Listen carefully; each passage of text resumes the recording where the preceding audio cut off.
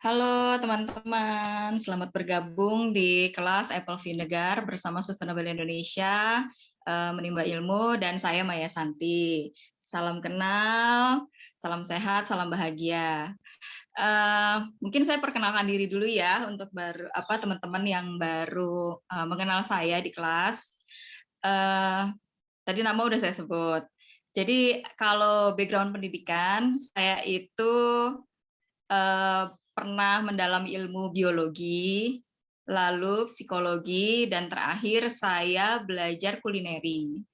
Jadi pernah mempunyai profesi sebagai konselor, lalu saya juga pernah berprofesi sebagai chef. Jadi, tapi ternyata ilmu-ilmu itu nyambung sekarang nih dengan bidang yang sedang saya geluti, yaitu saya menjadi praktisi dan juga pengajar fermentasi. Kira-kira nyambungnya justru di sini nih ya. Oke, hari ini kita mau ngobrolin tentang apple vinegar. Produk ini pasti udah familiar banget buat teman-teman. Itu kalau lihat di YouTube aja jutaan ya, dari mulai pengenalan tentang apa itu apple vinegar, sampai mungkin tutorialnya. Tapi di kelas ini, teman-teman bukan hanya belajar tentang itu. Saya kepengen teman-teman kenal lebih dalam tentang apple vinegar tuh maksudnya apa ya, seluk-beluknya gitu. Bisa dipakai untuk apa aja, lebih detail. Kan kalau kita nggak kenal, kita nggak sayang. Kita cuma tahu, tapi selewat-selewat aja. Nah, sekarang bukan hanya teman-teman bisa bikin sendiri, dengan mungkin tips dan trik juga nanti kalau ternyata ada masalah, itu troubleshooting-nya gimana gitu. Solusinya seperti apa, itu bisa dikonsultasiin terus nanti di WA Group. Oke, saya izin mematikan video supaya kita bisa fokus ke share screen-nya ya. Oke, next.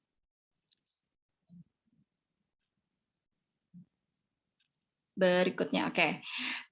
Saya akan ngobrolin juga nyerempet-nyerempet nih tentang kesehatan. Cuman ini ada disclaimer-nya, jadi teman-teman mesti paham bahwa semua yang saya paparkan ini sifatnya informatif. Jadi memang betul tidak harus jadi dokter untuk kita bisa mengenal tubuh kita, untuk kita bisa mengenal proses yang terjadi di dalam diri kita. Tapi tentunya tidak semuanya harus teman-teman telan mentah-mentah karena bisa jadi kondisi saya dan kondisi teman-teman itu berbeda. Oke, next. Nah, sekarang ini yang familiar adalah pasti kalau di pasaran atau teman-teman yang biasa mengkonsumsi apple vinegar, pasti yang dibeli adalah apple cider vinegar, betul ya.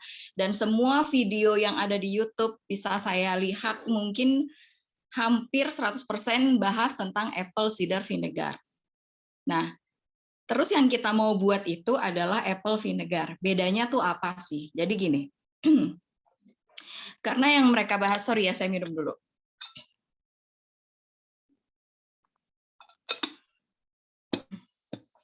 Karena yang mereka bahas itu adalah produk-produk jadi umumnya gitu ya. Mereka akan sebut dengan apple cider vinegar karena memang prosesnya itu melewati kata-kata di tengahnya nih. Di tengah-tengah apple dan vinegar ada cider. Cider itu adalah minuman beralkohol. Jadi prosesnya yang ada di pasaran yang dijual ini, sari apel, kemudian berubah menjadi minuman apel beralkohol, lalu baru dirubah menjadi cuka apel atau apple vinegar. Nah, yang kita ajarkan di kelas ini adalah kita potong kompasnya. Jadi kita coret cidernya karena kita tidak melewati proses minuman beralkohol dulu. Kita skip itu. Jadi langsung dari sari apel loncat menjadi apple vinegar. Pasti ada pertanyaan kan? Lah kalau bisa diloncatin gitu, kenapa yang di pasaran enggak jual apple vinegar aja, nggak usah pakai cider? Kan lebih ada jalan pintasnya. Kalau kita bisa kerjain di rumah, homemade, ya mestinya pabrik-pabrik juga bisa dong. Nah, persoalannya memang ada problem. Problemnya adalah dalam proses apple cider vinegar itu kondisinya semuanya itu anaerob atau tertutup. Jadi disitulah sebetulnya mereka menjaga agar tidak ada kontaminasi masuk. Jadi karena tertutup rapat, otomatis terbentuklah alkohol. Sedangkan kita kan bikin di rumah, kondisi kita kita bikinnya lebih sedikit gitu. Jadi kita bisa lebih kontrol, dalam artian stoples. Bayangin pabrik bisa bikin bergentong-gentong, gimana caranya dibikin secara aerob. Jadi yang membedakan adalah proses mereka anaerob dulu, sedangkan kita dari awal sudah aerob. Jadi nanti cuma ditutup kain. Bedanya di situ, tapi itu sudah membantu kita mengkat si seeder ini. Gitu ya kira-kira. Untuk lebih detailnya nanti kalau misalnya ada yang kurang paham mengenai konsep si seeder dan apple vinegar ini bisa dibahasnya di WA. Oke, next. Oke, sebetulnya cuka itu bahannya nggak cuma apel sih, bisa macem-macem dan sangat beragam. Ini ada satu toko ya kalau nggak salah di Turki yang jual segala macam cuka dari berbagai macam bahan. Cuman memang yang populer dan booming banget ini satu, mungkin kayak 10 tahun terakhir ini itu adalah si apple vinegar ini. Ya karena memang lebih banyak dijual, terus apa-apa yang kayaknya booming di Amerika itu bisa jadi booming di dunia. Kurang lebih begitu ya. Karena di sana dia booming banget dan banyak dokter-dokter yang mengendorse penggunaan apple vinegar ini untuk membantu mereka yang obes. Kan di Amerika banyak banget tuh yang obes. Jadi banyak banget dokter-dokter yang mulai buat YouTube channel dan sebagainya untuk mengendorse pakai ini supaya bisa membantu masalah obesitas. Oke, next. Berikutnya, oke. Nah, sekarang cerita sedikit tentang sejarah apple vinegar ya, atau apple cider vinegar lah. Walaupun nanti yang kita bikin tetap apple vinegar ya. Jadi pernah dengar cerita ya, Sir Isaac Newton ini dengan pohon apel dan apel yang jatuh ke tanah. Apakah dia penemu apple vinegar? Ternyata enggak sih. Nah, dia orang fisika ya, jadi dia nemu ini gravitasi. Ternyata bukan dia. Terus ngapain coba si Isaac Newton ada di sini? Iya, dia cameo aja sih. Oke, next. Jadi sebetulnya ceritanya itu tercatat di dalam sejarah. Bapak kedokteran ya, namanya Hippocrates nih. Dia ini ahli kesehatan pada zamannya. Dia udah nulis resep untuk orang itu dengan apple vinegar. Jadi dulu nggak ada obat-obat kimia. Dia gunakan makanan yang ada itu sebagai obat. Misalnya, oh kamu sakit kudis ya, kamu kasih daun ini ditumbuk, itu jadi obat kamu. Kayak gitu. Jadinya semua masih serba natural, herbal, dan bahan-bahan yang ada. Jadi tercatat dalam sejarah dia itu pernah nulis resep apple cider vinegar itu dikasih madu, itu dikasihin ke orang yang menderita batuk pilek. Nah, itu resepnya dia.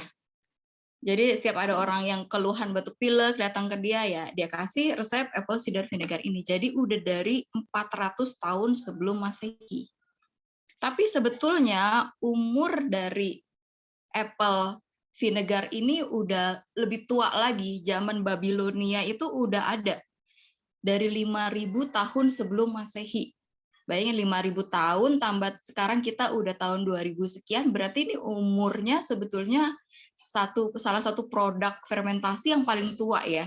Umurnya udah 7.000 tahun gitu. Udah dipakai turun-temurun dari generasi ke generasi.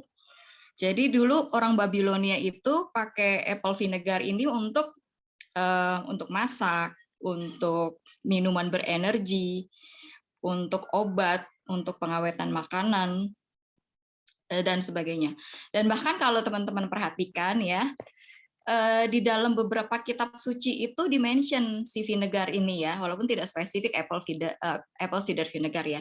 Tapi vinegar ini ada yang bahas. Kenapa? Karena dinilai pada zaman itu memang membantu kesehatan dan bermanfaat. Jadinya sampai dimention nih di kitab suci. Oke, selanjutnya next. Nah, jadi cerita lain ya, spin-off nih. Jadi selain Hippocrates tadi, ternyata juga ada kayak mitos-mitos Helen of Troy. Jadi ada ya, tahu kan? Ada filmnya juga kan? Filmnya judulnya Troy gitu. Itu kan cantik banget. Nah, disinyalir dia itu juga merawat kecantikannya itu dengan vinegar, teman-teman. Nah, kalau sampai dari dulu ada cerita seperti itu, nggak mungkin, nggak apa ya, ibaratnya nggak ada asap kalau nggak ada api. Jadi pasti ada tuh manfaatnya untuk kecantikan juga. Nah, ntar kita dalam aplikasi kita akan belajar. Lalu ada juga vinegar balsamik gitu di Eropa yang terkenal, yang dulu tuh cuma bisa dikonsumsi oleh para bangsawan. Jadi segitunya loh vinegar zaman dulu gitu, sekeren itu. Jadi yang bisa nikmatin cuma anak-anak sultan, ceritanya gitu ya. Next. Oke, di Cina juga berkembang banget vinegar.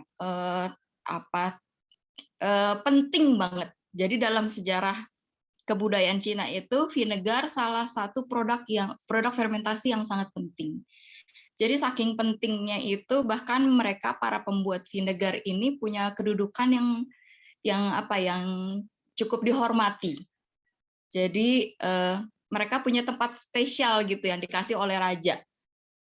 Saking mereka itu dianggap punya skill yang bisa membantu merawat kesehatan raja dan juga masyarakat dan terutama para bangsawan ya pada zamannya. Gitu. Oke, next. Nah, jadi salah satu manfaat dari vinegar adalah dia itu baik untuk kesehatan pencernaan. Jadi dia masuk ke kategori makanan-makanan fermentasi yang juga bermanfaat untuk tubuh kita. Jadi di situ ada yogurt, ada kefir, ada keju, ada sourdough, ada kimchi, ada tempe, dan juga ada apple cider vinegar. Jadi dia masuk kategori sebetulnya makanan yang sehat untuk pencernaan kita. Oke, next. Oke, sekarang kita satu-satu ya. Kita kupas dulu dari manfaat apple vinegar untuk kesehatan. Berikutnya. Oke, apa aja sih manfaatnya? Jadi dia itu produknya mengandung vitamin C. Udah jelas ya, dari buah juga kan. Dan ada vitamin B. Lalu kalau vitamin C, teman-teman pasti tahu fungsinya untuk apa. Nah, salah satu yang penting banget kalau mau punya kulit bagus, vitamin C-nya juga harus tercukupi. Kenapa? Karena kolagen itu bisa terikat gitu ya, atau bisa terbentuk itu salah satunya karena ada vitamin C.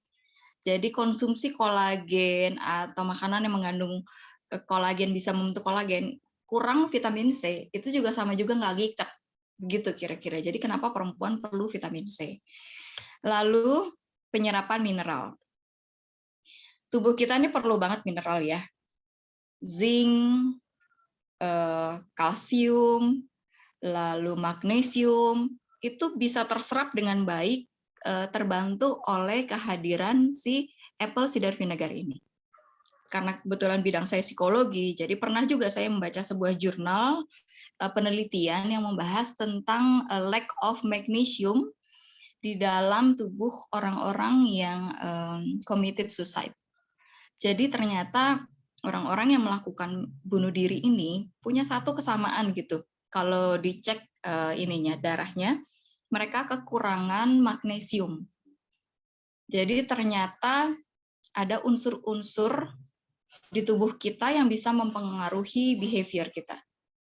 Jadi teman-teman yang udah belajar probiotik juga pasti tahu bahwa kadang-kadang mood kita ini sangat dipengaruhi oleh kehadiran probiotik.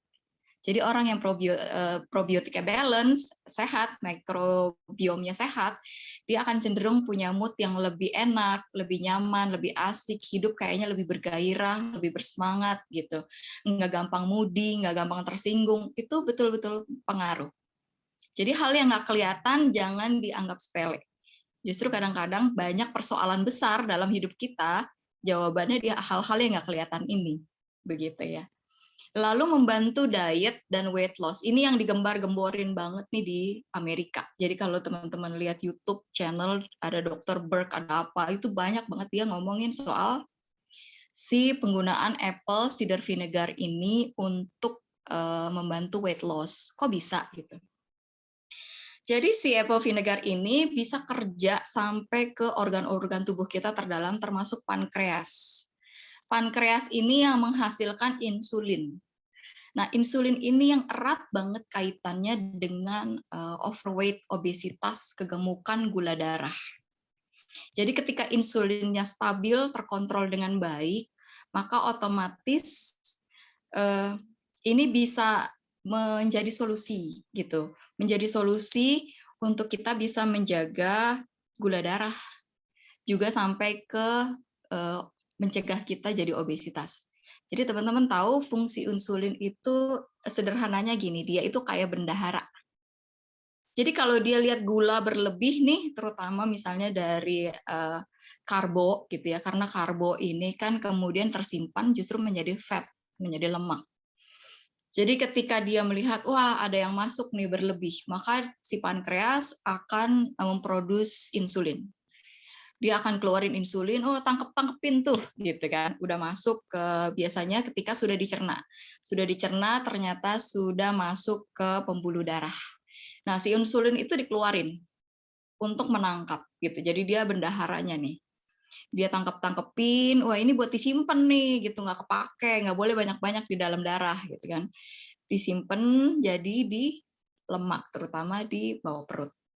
Jadilah ketika kita kebanyakan konsumsi karbo, insulin kita digenjot terus untuk produksi banyak, akhirnya kita menjadi obes. Nah, cuman jadi persoalan ketika itu terus berlangsung terus-menerus bertahun-tahun, yang terjadi ini bisa jebol juga nih si pankreas ini. Jadi udah nggak ada knop berhentinya. Jadi si insulin jadinya berlebihan, tapi lama-lama masalahnya jadi nggak resisten lagi, jadi nggak sensitif lagi gitu. Maksudnya jadi resisten gitu ya, jadi resisten jadi nggak sensitif lagi. Nah ini yang akhirnya memicu orang jadi kena diabetik tipe 2. Gitu kira-kira kenapa apple vinegar bisa membantu kita menjaga gula darah dan juga mencegah kita menjadi obes ya. Nah itu tadi udah dimention, mengontrol gula darah, membakar lemak juga lebih baik. Jadi dia itu bisa membantu pembakaran kita, metabolisme kita itu jadi lebih aktif. Jadi kalau kita punya simpanan-simpanan lemak, apalagi kalau teman-teman mau kombinasi misalnya dengan intermittent fasting gitu ya, dengan puasa. Ketika puasa kan gula darah kita tuh low banget. Ketika low banget, nah di saat itulah si badan mutusin untuk bongkar simpenan gitu. Jadi lemak-lemak yang tadinya kesimpan harus dikeluarin juga nih akhirnya. Nah, disitulah si apple vinegar juga membantu untuk si keputusan untuk membongkar lemak ini bisa terjadi lebih cepat. Gitu, teman-teman. Lalu kayak probiotik. Nah, itu tadi yang saya mention ya, bahwa dia masuk kategori minuman yang bisa menyehatkan pencernaan kita.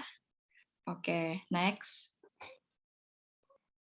Selain itu dia juga selain mengandung probiotik, dia juga mengandung flavonoid dan polifenol. Apa ini? Ini antioksidan, teman-teman. Kalau ngomongin antioksidan biasanya menjurus-jurusnya ke radikal bebas. Radikal bebas biasanya ujung-ujungnya ngobrolin apa? Cancer.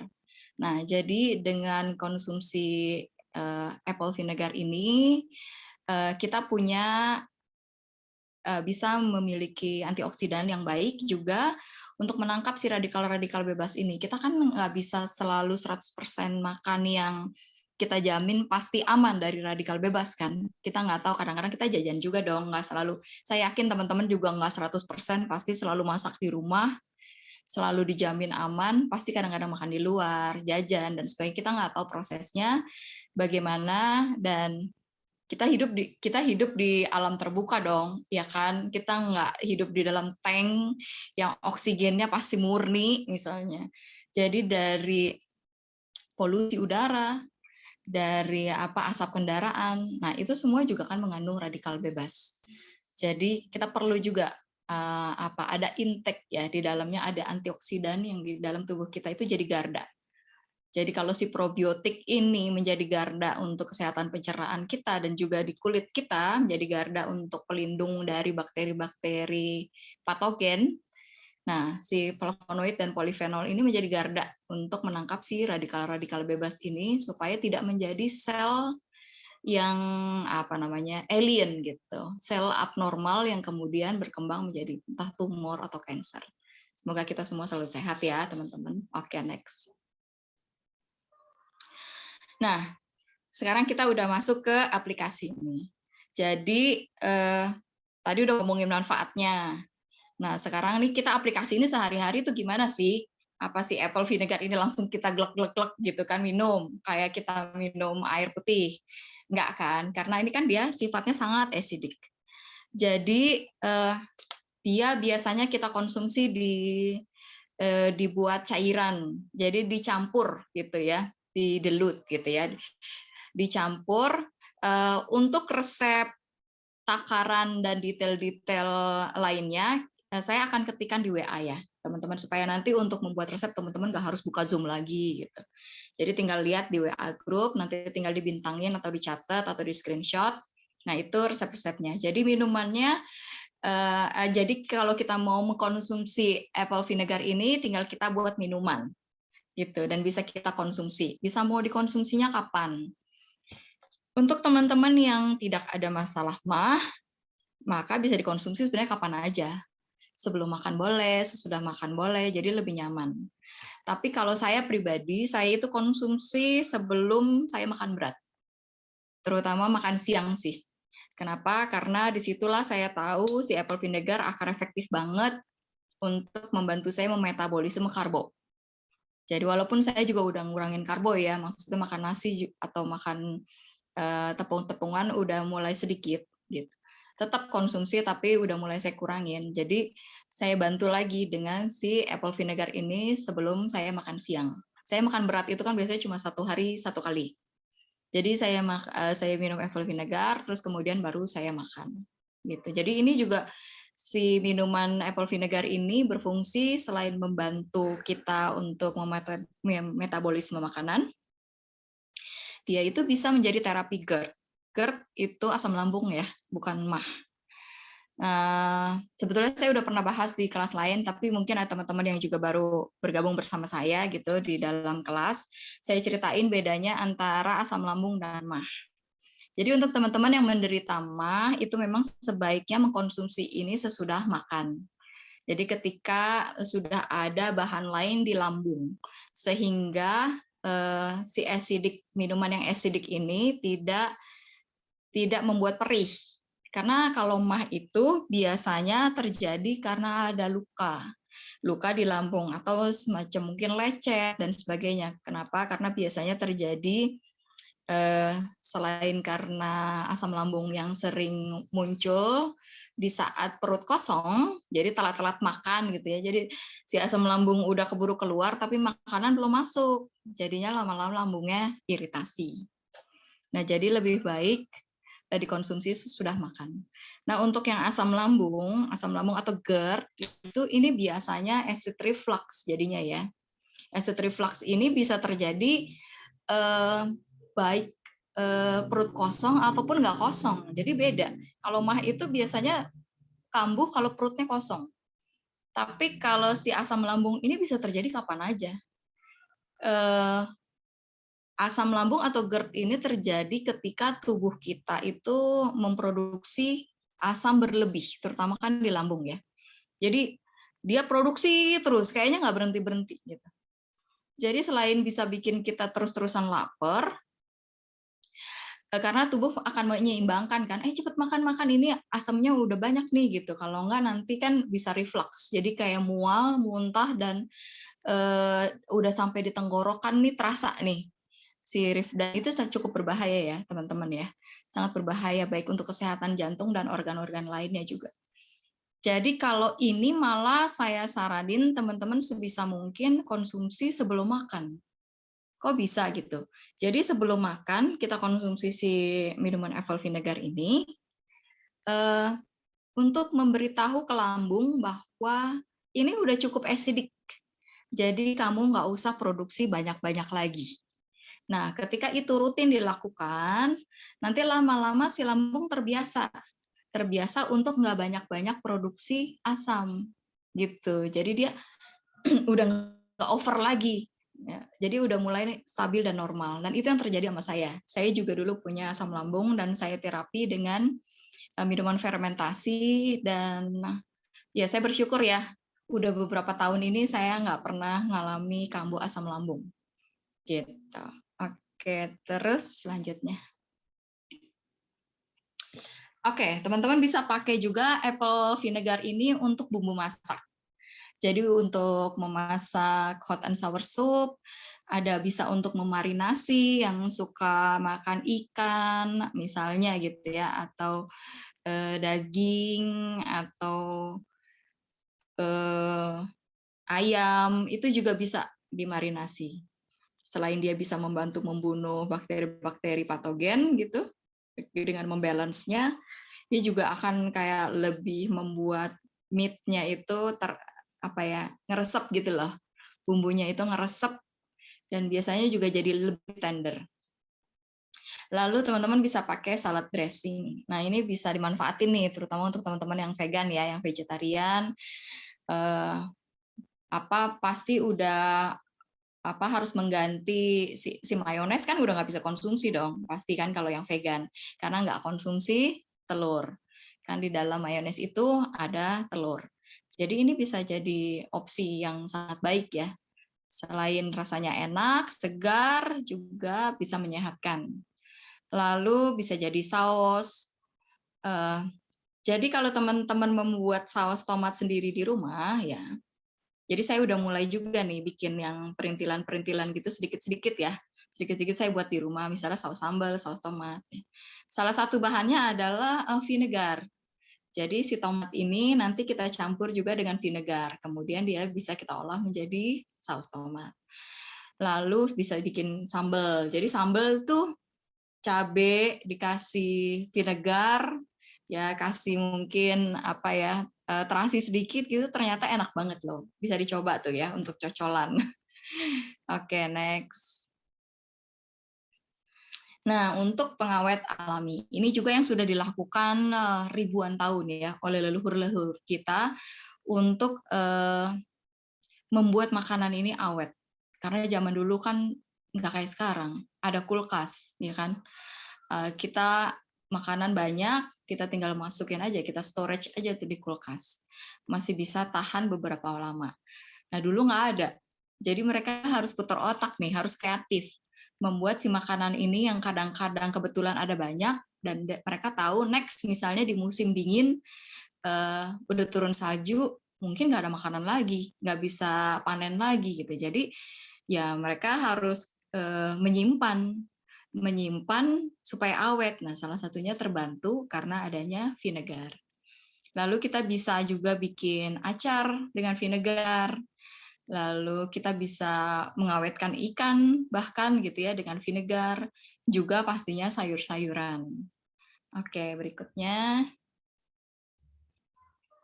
Nah, sekarang untuk perawatan tubuh. Ya, jadi ingat si Helen tadi ya gitu. Jangan-jangan ini juga nih yang dipakai gitu ya zaman itu. Jadi saya cerita pengalaman saya pribadi deh gitu. Kalau ngomongin orang kan jatuhnya gosip ya. Jadi saya ngomongin diri saya gitu. Nah, saya itu perjalanan skincare-nya itu panjang dan ribet. Saya dulu remajanya itu kulitnya sangat-sangat sebumnya aktif banget nih. Jadi berminyak banget mukanya. Sampai sekarang juga masih sih sebetulnya. Terus otomatis dong dengan kondisi hormon kita yang semakin lagi lagi pik-piknya gitu. Saya jerawatan parah dari SMP. Itu jerawatan parah banget. Akhirnya dari SMP juga saya udah kenal dokter kulit, teman-teman. Saya bolak-balik ke dokter kulit untuk nyembuhin jerawat. Itu berlangsung sampai belasan tahun. Sampai akhirnya itu baru betul-betul saya stop itu ke dokter mungkin belum lama ini ya. Kayak sekitar 15 tahun yang lalu. Tuh bayangin, perjalanan saya dari SMP sampai segitunya saya bolak-balik perawatan untuk masalah jerawat doang. Plus ketika umur saya bertambah ada lagi yang lain-lain, yang flek lah, yang apalah gitu ya. Jadi ketergantungan saya pada resep dan juga produk-produk yang kalau saya lepas itu saya breakout. Jadi kondisi kulit saya betul-betul tidak sehat. Kenapa? Karena ya ketergantungan itu salah satu indikasi bahwa kita tuh kulitnya nggak sehat ya. Nah, apa yang terjadi kemudian 15 tahun yang lalu saya mulai mengaplikasikan ini. Walaupun awalnya saya nggak bikin sendiri nih apple vinegar, teman-teman. Saya awalnya masih beli yang jadi ya di toko. Saya udah mulai pakai, saya mulai itu. Terus ternyata itu berangsur-angsur memperbaiki mikrobiom di kulit saya. Betul loh, bisa saya itu jadinya jauh lebih sehat kulitnya. Pernah jerawat ya pernah lah jerawatan ya, cuman nggak kayak dulu gitu. Jadi jerawatan sekarang ya momen-momen tertentu aja. Dan itu pun kayak hitungan 1 minggu, 10 hari terus sudah hilang. Lalu flek-flek saya juga udah, waduh berapa, mungkin 80% ya, berkurang gitu. Terus yang paling menyenangkan buat saya adalah saya nggak ketergantungan satu skincare apapun. Saya hari ini diajak keluar kota ya, saya bisa melenggang bebas, nggak bawa apa-apa. Jadi saya bisa nyomot sabun apapun, misalnya yang ada, kadang-kadang saya malah koboi pakai sabun mandi, cuci muka, walaupun itu jangan ditiru ya, karena cukup keras kan sebetulnya gitu. pH-nya terlalu tinggi. Tapi kalau emergency saya bisa tuh kayak gitu ya dengan santainya. Kalau dulu, waduh mimpi itu bisa begitu, nggak bisa kejadian gitu. Saya pasti besoknya langsung wah kulitnya nggak karuan gitu, bisa breakout dan sebagainya. Sekarang saya free banget gitu. Tidak semua saya bisa bikin sendiri tentu di usia saya yang seperti ini mungkin saya udah butuh perawatan lain seperti serum. Saya nggak pernah ketergantungan satu macam serum pun. Saya bisa pakai apapun yang saya mau.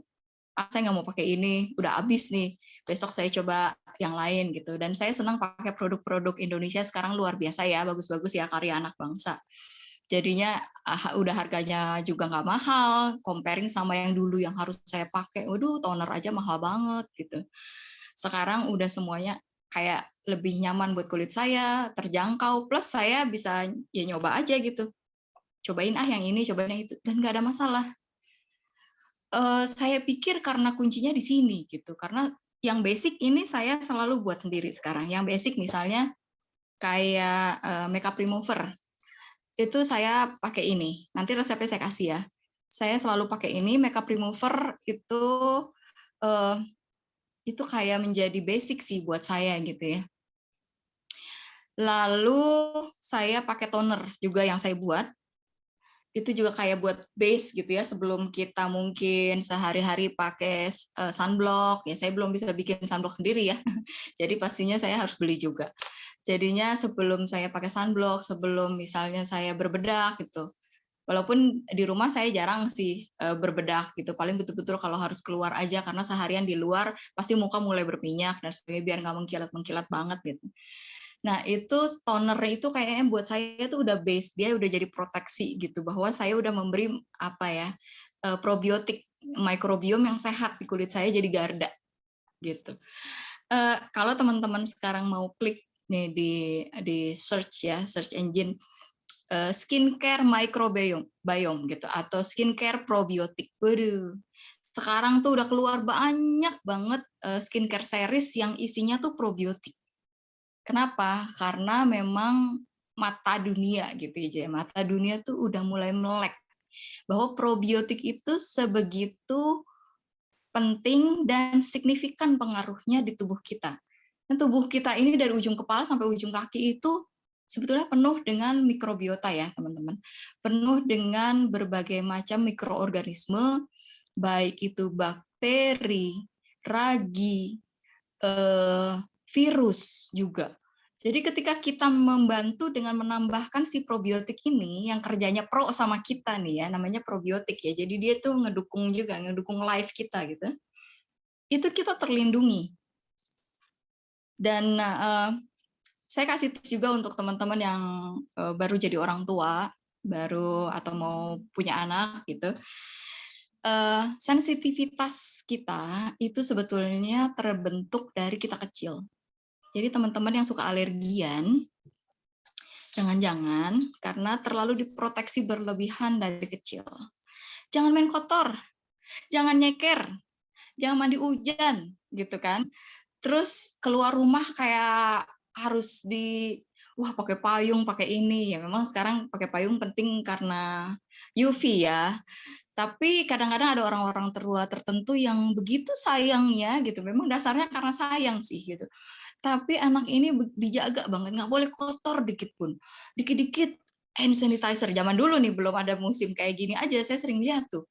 Dulu orang tua yang dikit-dikit anaknya hand sanitizer. Dikit-dikit lap tisu basah gitu kan.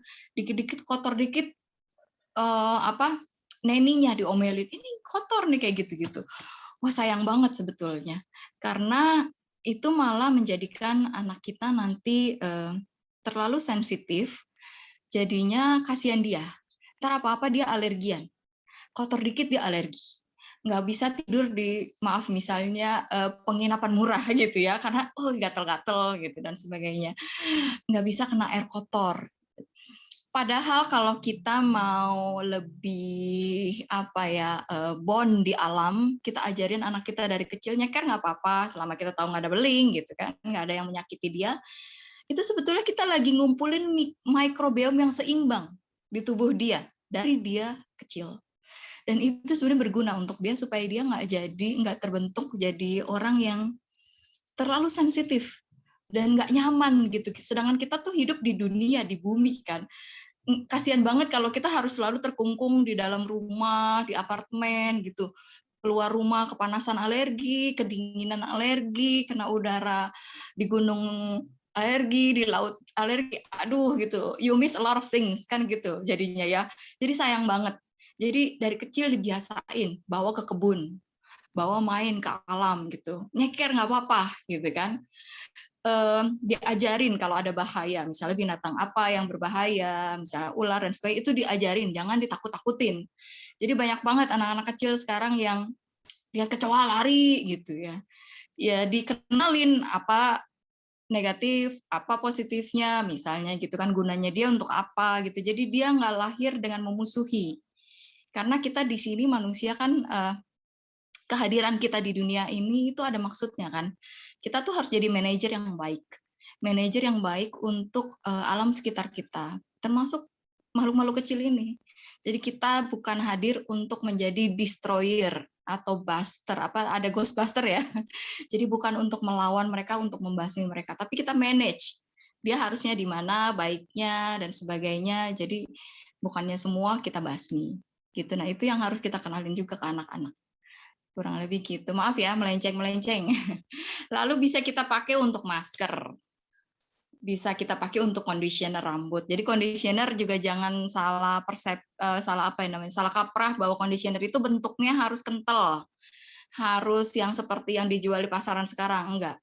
Jadi conditioner asal katanya kan conditioning gitu ya. Jadi conditioning itu artinya pengkondisian kembali.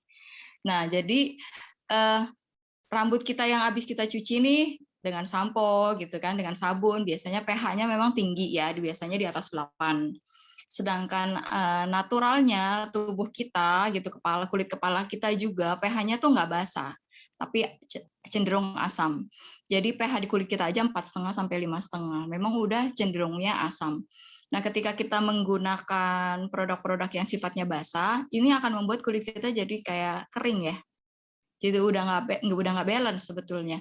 Nah, dengan bantuan conditioner rambut yang kita buat dengan ACV ini gitu, ini akan mengkondisikan kembali pH-nya kembali lagi normal.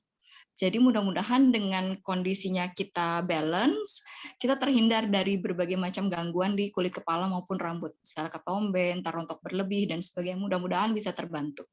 Ya, sampai sejauh ini sih saya bukan sangat lagi terbantu, amat sangat terbantu dengan produk yang saya buat sendiri. Satu, hemat banget gitu kan. Terus kedua, saya jadi terhindar menggunakan berbagai macam produk-produk yang nggak penting atau terlalu banyak chemical gitu yang nggak saya butuhin. Jadi saya terhindar dari itu. Jadi bisa pakai sabun sederhana, bisa pakai sampo yang juga ya sederhana, biasa-biasa aja gitu, yang nggak banyak macam-macamnya. Itu malah apa ya, jauh membantu ke kesehatan tubuh kita dari ujung kepala sampai ujung kaki. Oke, next. Nah, ini yang tadi ya, yang saya bilang ada satu artikel di iklan yang saya temuin, ya mohon maaf nih ada mereknya gitu ya. Jadi saya masukin sini aja supaya teman-teman lihat bahwa banyak yang udah pakai apple vinegar untuk kesehatan rambutnya. Jadi rambutnya tuh lebih mengkilat, lebih ringan gitu, lebih kayak apa ya, lebih bervolume juga. Oke, next. Nah, lalu kita bisa pakai juga untuk mencuci sayuran dan buah. Seperti yang teman-teman ketahui, kalau kita nggak nanam sendiri sayur di rumah, maka kita nggak tahu itu ditanam di mana, ya. Dengan treatment apa, apakah pestisida, pupuk kimia, dan sebagainya. Walaupun banyak yang sudah menjual dengan embel-embel organik. Kalau saya sih ya, bukan nggak percaya, tapi selama saya nggak lihat farmnya, saya tetap berasumsi ya bisa aja ada. Jadi saya jaga-jaga, selalu saya cuci dengan vinegar, gitu. Seperti yang saya jelaskan ya, nanti apa resep-resepnya saya akan kasih di WA Group. Oke, next. Lalu selain itu, nah hebatnya lagi, kita bisa pakai ini untuk jadi bahan pembersih di rumah. Jadi untuk membersihkan kerak-kerak di wastafel, kerak air, lalu alat-alat yang di rumah. Jadi saya punya beberapa kawan yang menderita autoimun. Jadi sebisa mungkin memang mereka itu tidak terekspos oleh bahan kimia apapun.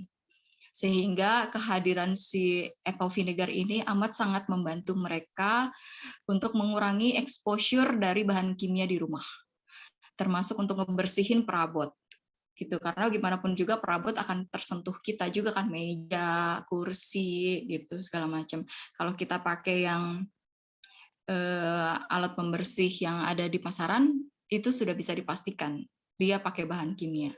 Jadi untuk teman-teman yang udah super sensitif, apalagi yang sudah autoimun, ini betul-betul dihindarin karena mereka terexposure itu bisa tuh kulitnya langsung eksema atau apa namanya beruntusan keluar, itu bisa seperti itu. Oke, next. Nah, sekarang kita tutorial ya. Oke, walaupun nanti saya kasih tetap videonya, tapi ini mungkin juga bisa membantu teman-teman menyiapkan bahan. Jadi kita siapin apel jenis apapun. Kebetulan aja saya pakai apel yang ini beragam gitu ya. Sebetulnya ada apel Malang juga yang lebih sering saya pakai, apel lokal dan rasanya juga enak dan lebih harum. Oke, next. Nah, si apel ini kita potong-potong sama kulit-kulitnya. Jadi tapi ada juga orang bikin apple vinegar itu dengan kulitnya aja. Boleh juga sih. Nggak apa-apa, sebetulnya nggak masalah. Mau nggak ada isinya, mau cuman kulitnya aja juga bisa jadi tetap. Walaupun mungkin apa namanya, kalau vitamin dan sebagainya mungkin akan lebih banyak di daging. Ya, kalau probiotiknya memang banyak di kulitnya. Jadi ya kalau saya sih senang ya udah saya pakai aja semua gitu. Potong-potong. Nah, ini saya kasih contoh dengan berat 250 gram ya. Jadi dipotong-potong kotak aja, mau diserut-serut juga silakan, tapi jangan di blender saran saya. Kenapa? Kalau di blender nanti pas panen yang ribet. Apa susah tuh nyaringnya lama, plus banyak nanti apa skamnya. Jadinya nanti ketika kita aging dia terlalu banyak masih residunya kita. Oke, berikutnya. Lalu kita pakai gula pasir. Teman-teman yang anti gula, tenang di sini ya. Ini gula nggak akan kita konsumsi loh. Ini gula untuk makanan si bakteri. Jadi yang kita pakai kan makhluk hidup. Dan dia itu makanannya gula. Jadi kita kasih makan mereka untuk mereka kerja. Kalau nggak ada makanan ya mereka nggak bisa kerja dan nggak akan merubah si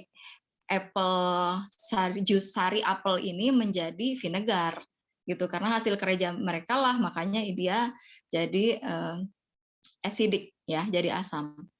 Nah, jadi kita pakai gula 75 gram atau bisa misalnya yang nggak nyaman 75 bisa pokoknya resepnya itu 5-15%. Saya nggak khawatir sih selama saya membuat produk fermentasi yang melibatkan gula. Saya bersyukurnya saya selalu tiap bulan itu kan ngecek sendiri gula darah. Nggak pernah lebih dari 90. Jadi nggak pernah tinggi, teman-teman. Low aja, segitu aja maintain terus. Jadi saya nggak khawatir karena saya tahu gitu gula-gula ini akan habis dimakan bakteri. Jadi seiring berjalannya waktu, makin lama kita fermentasi, sebetulnya gulanya akan makan habis. Apalagi vinegar. Ini prosesnya lama ya, teman-teman. Jadinya kita benar-benar make sure si gula ini betul-betul total habis dan menjadi vinegar. Oke, berikutnya. Nah, jadi tadi apel udah kita potong-potong, terus gula udah kita timbang. Nah, kita masukin si gula ini ke dalam toples. Toples kaca ya. Bisa saya katakan ini harus kaca karena prosesnya ini lama. Kalau proses fermentasi cuma sebentar 2-3 hari 1 minggu masih oke lah teman-teman pakai plastik jadi merek tuh ya. Misalnya wadah lain plastik yang food grade itu silakan aja. Tapi karena ini lama prosesnya jadi saya wajibkan pakai toples kaca. Jadi toples kaca kita masukin itu gula tadi, kita tuang air 500 mili atau 500 gram ya, kurang lebih akan sama mili sama gram. Lalu berikutnya, nah kita aduk dulu gulanya biar larut, nggak terlalu larut juga, ya sebetulnya nggak apa-apa, nanti juga akan habis kok. Yang penting suhu ruang, jangan pakai air panas. Tapi kalau misalnya mau pakai air panas pun, teman-teman harus tunggu ini dingin dulu, baru masukin apelnya ya. Jadi ketika gulanya udah larut, terus berikutnya, nah, kita masukin apelnya. Ingat ya, kuncinya suhu ruang. Karena pengaruh banget nih ketika pakai air panas, itu bisa jadi gagal. Karena kita udah membunuh si probiotik yang ada di dalam apel. Nah, kemudian kita tutup kain. Ya. Nah, si kain ini juga kunci. Kunci tadi kita skip, jadi dia tidak akan menjadi sidar. Jadi kita tutup kain, kita ikat, kita fermentasi 1 bulan. Nah, nanti selama 1 bulan itu dari hari pertama sampai 30 hari ini, saya jelaskan di video apa yang harus dilakukan. Begitu, detailnya ya, nanti ada di video. Nah, yang pasti teman-teman taruh di tempat yang aman, jauhin dari sinar matahari langsung, jadi jauhin juga mungkin dari asap-asap kompor gitu, mungkin nanti aromanya jadi ngaruh-ngaruh juga kan ya, kalau goreng-goreng ikan atau apa.